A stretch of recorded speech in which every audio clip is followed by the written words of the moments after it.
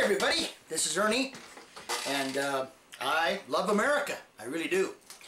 This time I want to talk more about a potpourri of ideas and things that have kind of happened over the last few days or week or whatever. I've been challenged a couple times on my critique of Keith Oberman. I still think that Keith is really off base. I think that he has a right to attack the government and the president, but I don't think any American or anybody anywhere should have the right to do it in the manner in which Keith does it, with such obvious hatred. I mean, you know, a lot of people don't like George Bush. A lot of people have hated him. I'm a Republican. I voted for George Bush. I loved him in the beginning. I don't love him in the end. Okay, I think he's a fine man. I think he has good character. He's made some really bad choices for this country, and I, as a Republican, I will admit that readily. I just want some of the liberal people to admit that they've been wrong too. So anyway, I think Keith is just bitter. Like I said, George has made some mistakes. I don't think the war we're in right now could be considered irrelevant at all. Our fight against terrorism is everybody's fight against terrorism. And I don't think George Bush owes the country an apology. He's made some mistakes, like I said, but the United States of America has not been attacked since 9/11/01.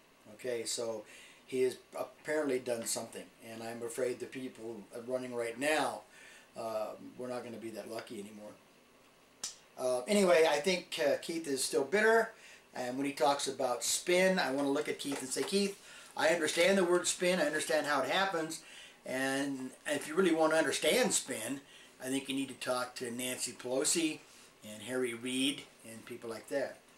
And just for a minute, I would like to say that I am very and deeply sorry about the problems that Ted Kennedy has. I've never agreed with Ted Kennedy. I'm 180 degrees difference with Ted. But I certainly feel for him, and I feel for his family. And I'm sure that that most conservatives and most Republicans, anybody with any wit in the world at all, would take this time and say, gee, I hope everything comes out. They're in for some really tough times, and I hope everything turns out all right. Okay. We're talking about presidents and president candidates the other day with a couple of friends, and one of my friends said, oh, I like Obama, he has charisma. Well, I don't know what the hell charisma is going to do for us. I really don't have any idea what charisma is going to do. I think Obama will be weak. First of all, because he wants to go sit and have tea with Ahmadinejad. Well, I'm not a great big scholar or political genius, but let me tell you something. Ahmadinejad's a bad guy. He is a bad guy.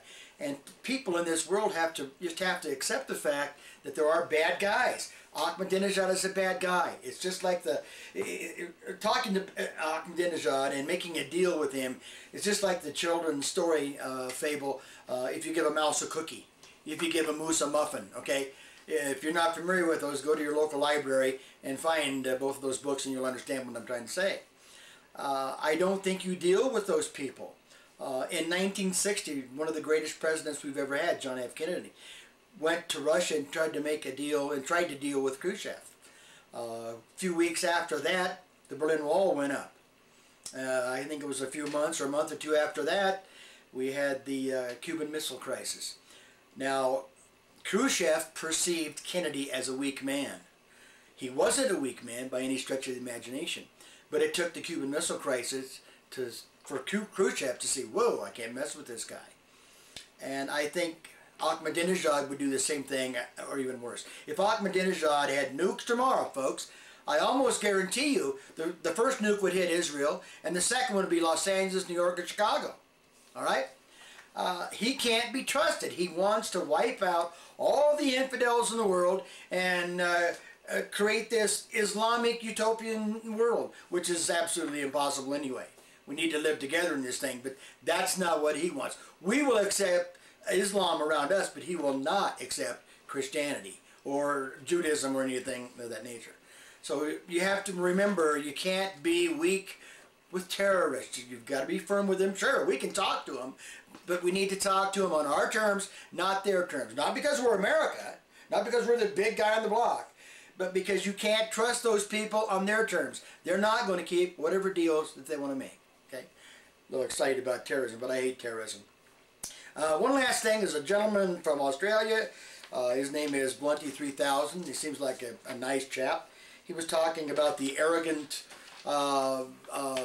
government that we have here, the arrogant terrorist government that we have here. And he went on about arrogance and things of that nature. But I just wanted to make one mention to him.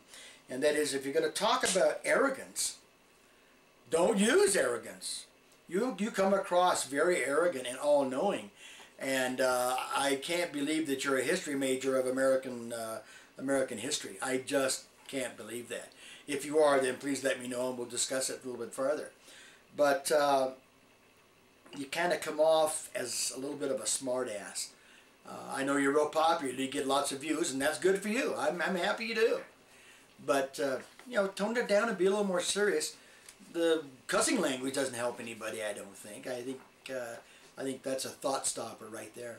Anyway, my word would be kind of smart ass and arrogant. Hope it doesn't offend you. But I do want to tell you one thing, Bunty. It isn't our little war. It isn't America's little war. This terrorism thing is the world's war. Now, World War III or whatever the hell you want to call it, it's our war, everybody. And Australia isn't safe either. There's no place in this world safe until we find a way to control this or eradicate this. That's kind of what I wanted to say. I just wanted to make sure that you knew that there are bad people. Iran would be number 1 in my book. Al-Qaeda would be number 2. Syria, Hamas, any terrorist group that wants to overthrow any government and confirm them to Islam forever. Look at your wife, your girlfriend, or your mother and ask yourself, how will she look in a burqa? And maybe the wheels will start clicking, folks. But beware. There's trouble out there, and there are some bad guys, all right? Hey, until next time, I'm Ernie, and I love America.